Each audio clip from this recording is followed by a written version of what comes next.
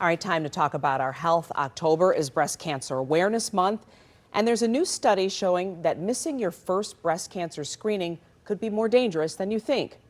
The research found that skipping this screening could raise the long-term risk of dying from breast cancer by as much as 40%. Our chief health editor, Dr. Partha Nandi, joins us now. And Dr. Nandi, why does this delay contribute to what could be fatal? Yeah, it's important to talk about, right? This study shows how important it is for women to get their first mammogram and prioritize their health. I've got 2 people in my family who's got breast cancer. This is super important. And researchers here followed 430,000 women in Sweden for up to 25 years.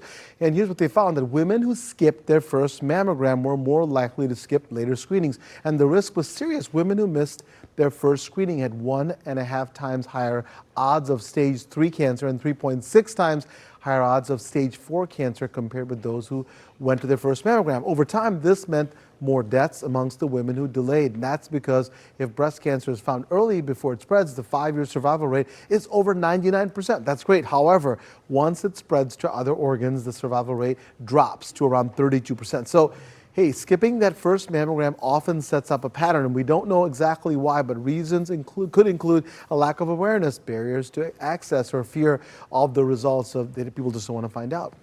So when should women start getting screened, and what about like self-exams? Absolutely. So for average risk women, right, screening should begin at age 40. Mammograms are recommended every other year until about age 74. Women over 75 should talk to a doctor about whether or not they should continue. Now, those at higher risk because of family history, genetic factors, or prior chest radiation may need to start earlier and screen more often. As for breast self-exams, they are not generally recommended for women at average risk. That's because there's little evidence they help find cancer earlier. Mammograms are the main screening tool. That said, right, women should know how their breasts usually look and feel so they can spot changes like lumps, discharges, or skin changes and get them checked right away.